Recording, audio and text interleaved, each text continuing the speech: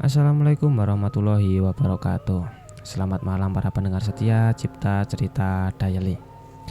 Oh ya, pada kesempatan malam hari ini saya akan membawakan sebuah kisah yang ditulis oleh Twitter @gil dengan judul Pocong Penghuni Rumah Lelang. Bagi yang penasaran gimana ceritanya, tanpa berlama-lama lagi kita langsung saja ke ceritanya. Narasumber Pak Harto, Temanggung, pertengahan Oktober tahun 1996. Aku baru saja membeli sebuah rumah di pelelangan salah satu bank milik negara. Harganya tergolong murah, rumahnya pun lumayan cukup bagus. Tapi karena mungkin sudah bertahun tidak dihuni, ada beberapa bagian yang harus direnovasi. Saya tinggal di situ bersama istri dan anak saya yang baru berusia 2 tahun. Tiba di hari pertama saya menempati rumah itu. Tidak ada kejadian aneh sih, cuma waktu itu anak saya rewel terus-menerus yang katanya dia selalu minta pulang. Biasa pikirku, mungkin emang belum terbiasa aja. Kemudian hari pun berlalu. Seminggu sudah saya tinggal di situ dan saya mulai timbul keanehan-keanehan, seperti bau bangkai di setiap menjelang maghrib dan hilang setelah azan isya. Awalnya saya pikir itu cuma bangkai tikus atau apalah. Tapi setelah saya cari selalu tidak ada dan sumbernya pun berpindah-pindah. Kadang dari ruang tamu, kamar, dan kamar mandi. Tapi waktu itu saya tidak mau berpikir macam-macam. Saya pun mencoba untuk tidak memperdulikannya. Pernah di suatu hari sepulang kerja, anak saya ngomong, "Pak, tadi ada hantu di kamar," dengan lodat cedelnya. "Hantu itu bubuk guling-guling, Pak," sambil dia memperagakannya di depan ruang TV. Itu kejadiannya siang menurut anakku. Sambil menunjuk ke arah kamar. Jadi di rumah ini ada 2 kamar ya. Satu untuk tidur kami, satu lagi untuk menyetrika. Nah, anakku itu menunjuk ke arah kamar yang untuk setrika tadi. Saya pun cuma bisa bilang, "Oh, gak apa-apa kok," sambil agak merinding juga sih sebenarnya. Saat saya akan mandi, dengan penasaran saya masuk ke kamar itu dan tahu apa yang saya temukan. Ya, saya mendapati ada tanah-tanah basah di atas kasur lantai di kamar itu. Saya mencoba memegangnya dan memang benar itu adalah tanah yang basah.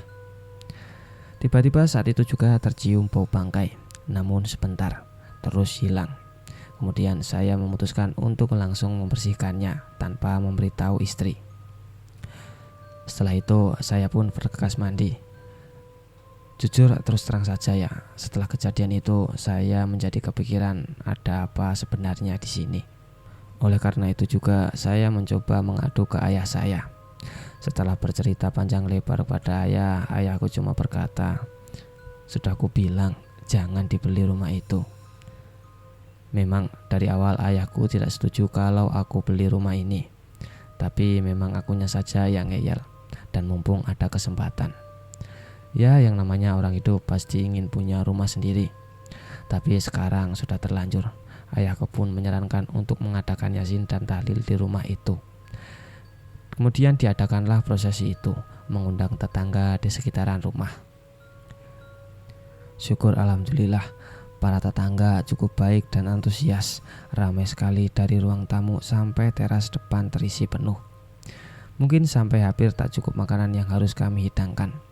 Tak lupa para ibu-ibu pun juga ikut membantu istri saya di dapur. Singkat cerita, doa pun selesai. Para tetangga mulai ngobrol sembari menikmati hidangan. "Semoga betah ya Mas tinggal di sini," kata Pak RT mewakili para warga. Selang mungkin 1,5 jam, satu persatu warga berpamitan untuk pulang. Tinggallah 3 orang. Saya, Pak RT, dan Pak Kaum atau Ustadz. Kita pun asik ngobrol kemana-mana. Dan saya pun berpikir untuk bertanya pada mereka tentang rumah ini. Dengan akal ragu, saya pun bertanya kepada mereka, khususnya Pak Kaum, tentang kenapa dan ada apa di rumah ini.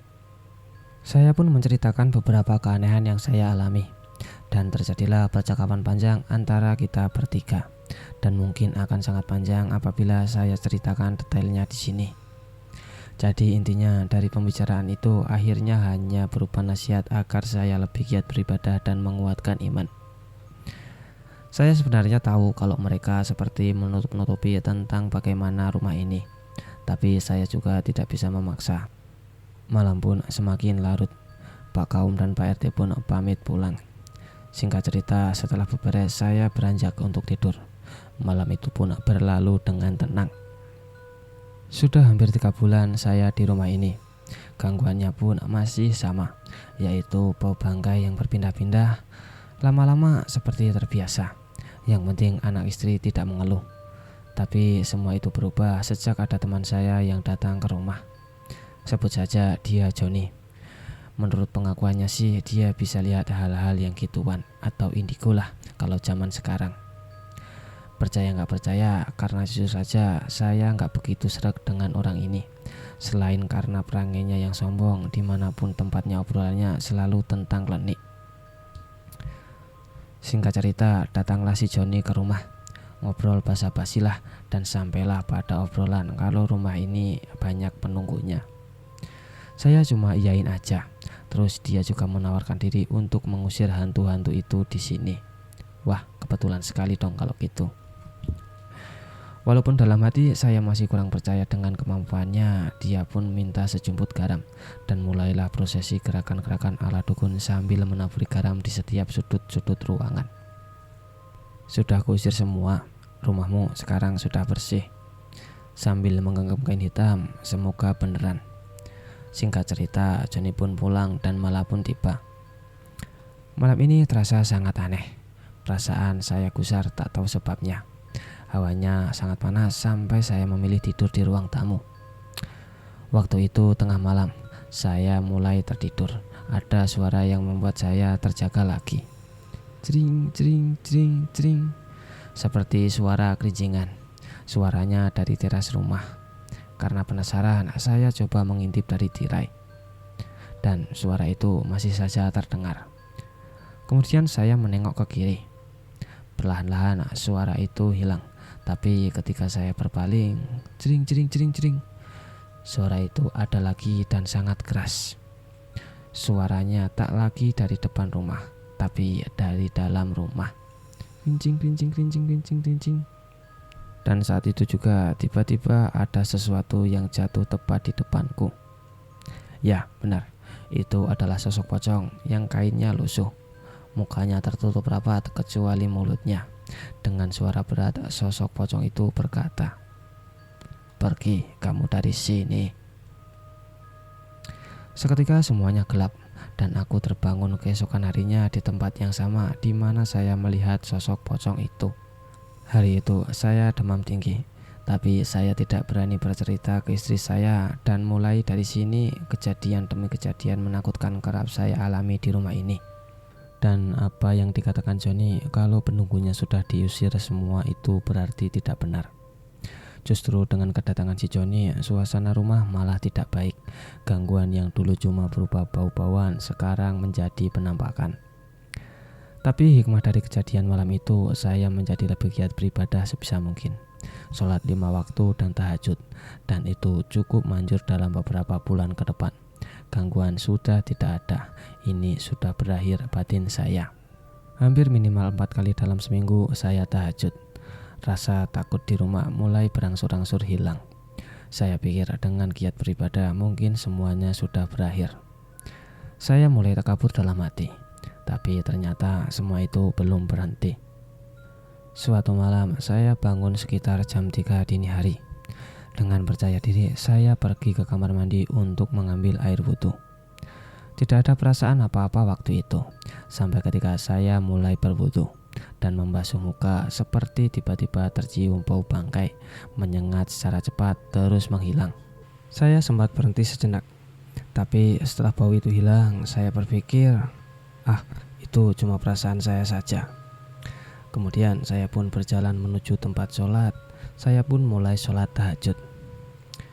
Di rakaat pertama awalnya biasa saja, tapi saat sujud saya mulai tidak khusyuk karena bau bangkai itu tercium lagi.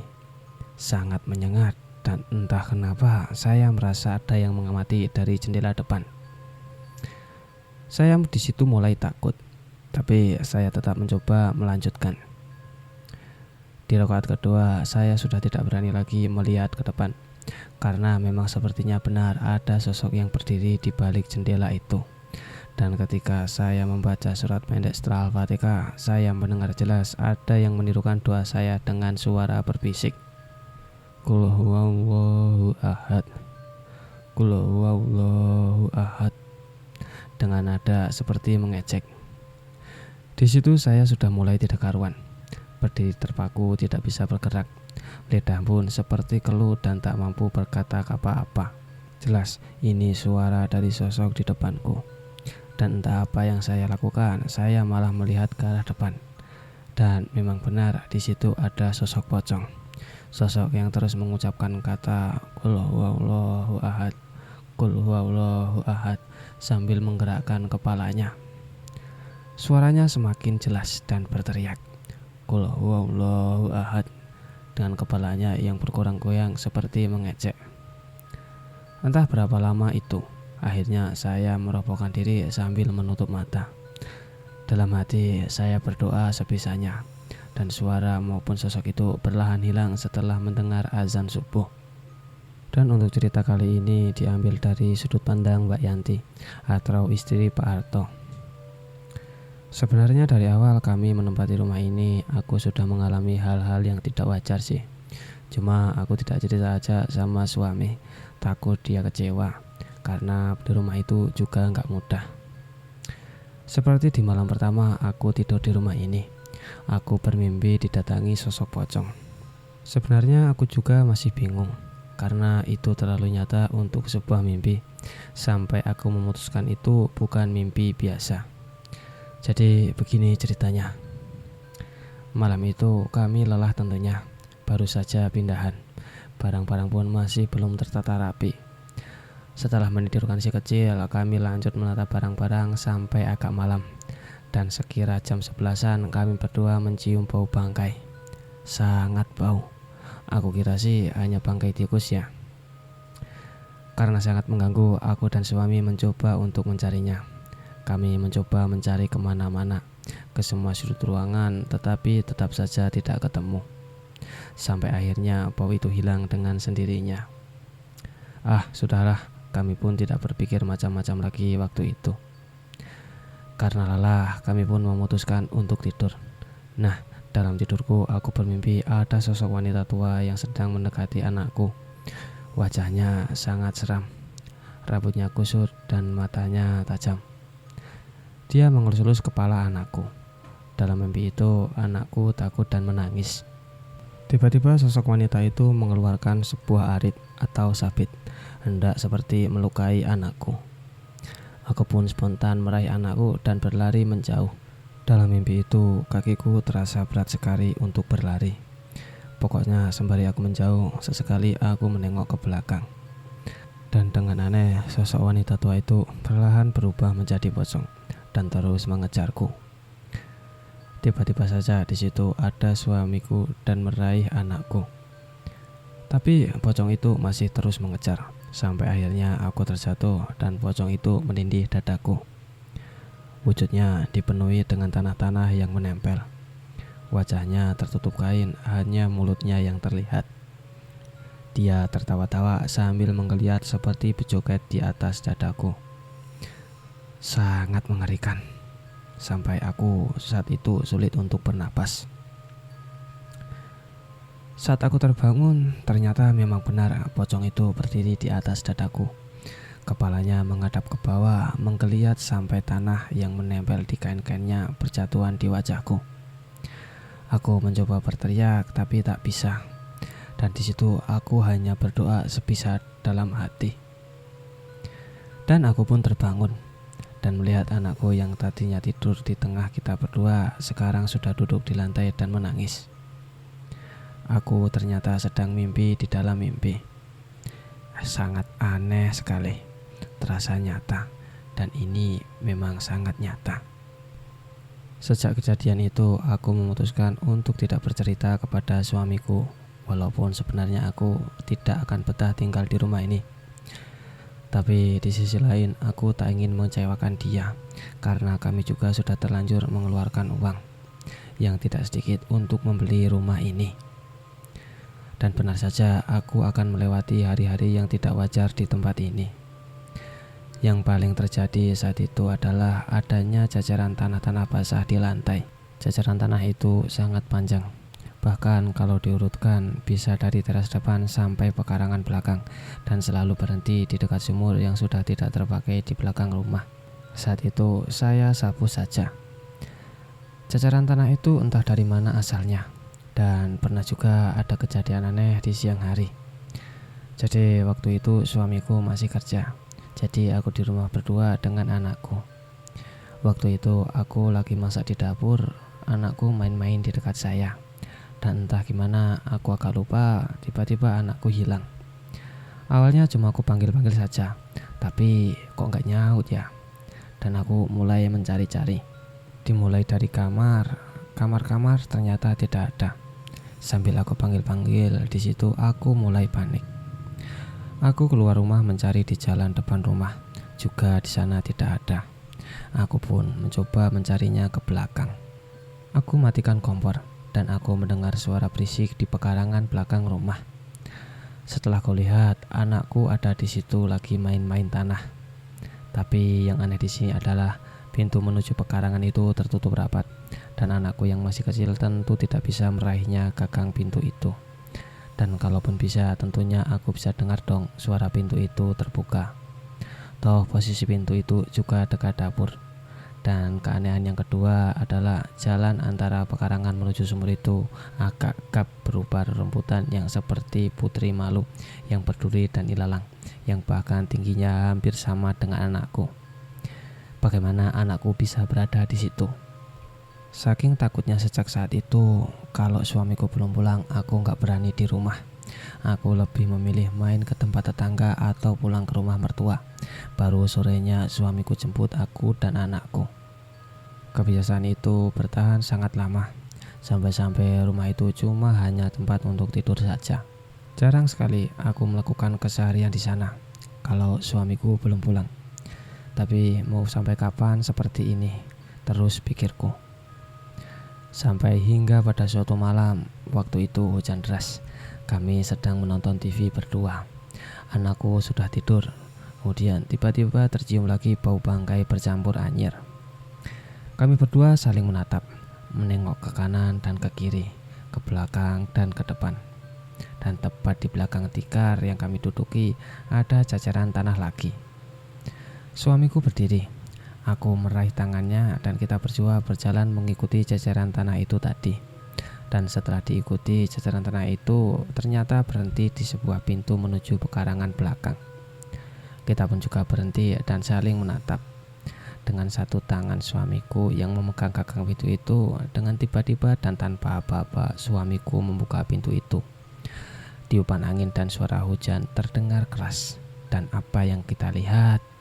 Ya, ada sosok pocong yang tengah duduk di sumur itu sembari menggoyangkan kakinya. Kami pun terpaku tak bisa bergerak. Dan sosok itu pun berkata, "Apa kamu?" Suaranya bersamaan dengan derasnya hujan, tapi terdengar sangat jelas. Sontak kami yang kaget langsung membanting pintu. Aku diseret berlari menuju ke kamar. Di situ aku menangis, merasa bingung, takut, campur aduk pokoknya. Saat itu kami berdua hanya bisa meringkuk ketakutan di kamar hingga hujan reda sekitar jam 1 atau 2 malam. Kemudian kami berkemas membangunkan si kecil dan pergi ke rumah mertua malam itu juga. Sejak kejadian itu kami jadi saling terbuka. Ternyata kita berdua sama-sama diganggu oleh pocong itu. Kami pun bercerita kepada orang tua kami yang ternyata mereka juga sudah tahu. Karena suamiku pernah bercerita lebih dulu, aku dan suami juga sempat ingin menjual rumah itu, tapi tidak boleh sama bapak mertua. Katanya kalau kita menjual rumah ini berarti kita kalah dong sama hantu pocong. Dan memang benar, kita tidak boleh kalah. Akhirnya aku, suami dan bapak mertua mencari solusi atas apa yang terjadi. Dan atas saran dari bapak mertua, kita mendatangi salah satu kiai yang namanya cukup besar di Temanggung kala itu.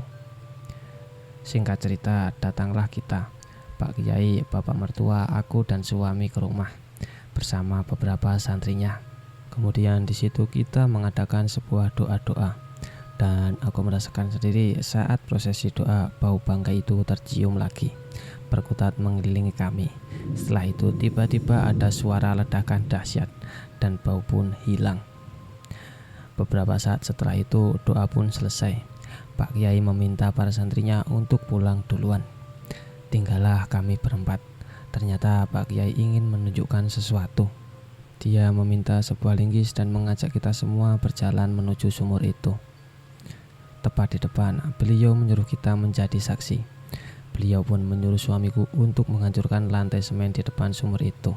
Dan apa yang kita temukan di balik lantai itu, ya sebuah boneka berbentuk pocong seukuran jengkal orang dewasa. Dan setelah dibuka, berisi gumpalan rambut yang panjang dan sebagiannya berwarna putih. Setelah itu, barang itu pun langsung dibakar oleh Pak Kiai. Dan menurut pandangan spiritual beliau, boneka itu sengaja diletakkan oleh pemilik pertamanya di rumah ini. Mungkin sakit hati karena rumahnya disita oleh bank dan berharap agar tidak ada yang bisa betah tinggal di rumah ini. Alhamdulillah, setelah itu kami pun kembali lagi tinggal di rumah itu dan sudah tidak ada lagi gangguan apapun. Kami pun tinggal di rumah itu bertahun-tahun ke depan. Tapi sayang, di tahun 2001 karena alasan pekerjaan suamiku kami harus pindah dan rumah itu terjual 5 tahun kemudian di tahun 2006.